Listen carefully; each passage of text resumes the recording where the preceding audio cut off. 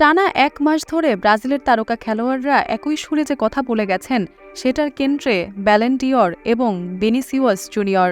২০২৪ সালে ফুটবলের সবচেয়ে মর্যাদা ও আলোচিত পুরস্কারটি উঠতে যাচ্ছে ভিনির হাতে, এমনটাই ভবিষ্যৎবাণী তাদের।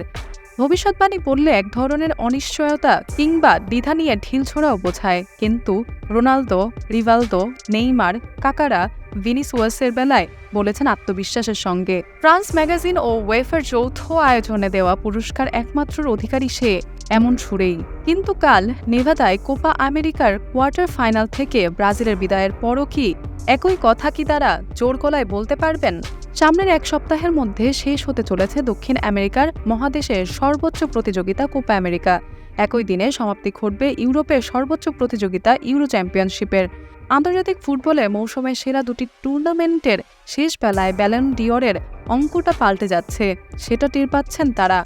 এ বছরের ব্যালন ডি'অর ঘোষণা করা হবে ২৮ অক্টোবর।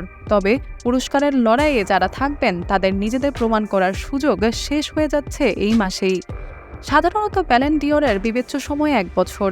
এ দফায় যা ২০২৩ সালের ১ আগস্ট থেকে ২০২৪ সালের ৩১ জুলাই। তবে আগস্টের আগে ক্লাব ফুটবলে ব্যস্ততা নেই বলে আন্তর্জাতিক ফুটবলই শেষ অবলম্বন। ফিফা বিশ্বকাপের পর ফুটবলে সবচেয়ে বেশি মাতামাতি হয় উয়েফা ও কোপা আমেরিকা নিয়ে।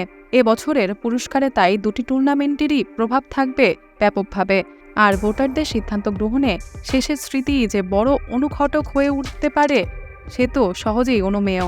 সেক্ষেত্রে কোপা আমেরিকা ও ইউরোর পর ভিনি কোথায় থাকেন সেটা বড় প্রশ্ন। ভিনিকে শুধু স্বদেশি সাবেকরাই নন, ভিনদেশির পণ্ডিতদের কেউ কেউ বর্ষসেরা ফুটবলারের দৌড়ে এগিয়ে রেখেছিলেন, হয়তো এখনও রাখেন। রিয়াল মাদ্রিদের হয়ে ২০২৩-২৪-এর দুর্দান্ত এক মৌসুম কাটিয়েছেন এই ব্রাজিলিয়ান।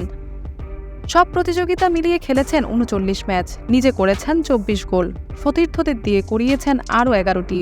তবে সের্ফ সংখ্যা দিয়ে ভিনির কর্তৃত্ব বোঝা যাবে না।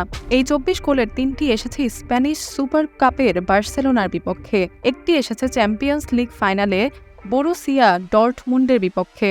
মাঝে চ্যাম্পিয়ন্স লিগ সেমিফাইনালে বায়ার্ন মিউনিখের বিপক্ষে ২ লেগেই ছিলেন তর্কাতীতভাবে সেরা খেলোয়াড়।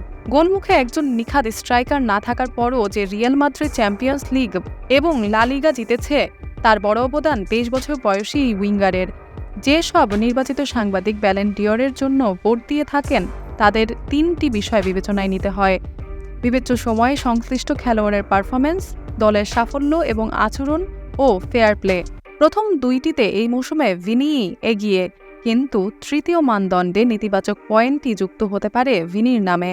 মৌসুম জুড়ে নিজে যেমন বর্ণবাদের শিকার হয়েছে, আবার আক্রমণাত্মক প্রতিক্রিয়ার কারণে সমালোচিতও হয়েছেন।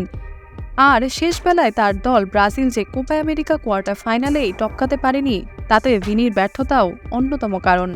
গ্রুপ পর্বে ২ হলুদ কার্ড দেখিয়ে উরুগুয়ের বিপক্ষে শেষ ৮-এর ম্যাচে মাঠে নামতেই পারেননি ভিনি। প্যারাগুয়ের বিপক্ষে করা ২ গোলের স্মৃতি সঙ্গী করে টুর্নামেন্ট শেষ করতে হয়েছে নিষেধাজ্ঞার মধ্যে থেকে।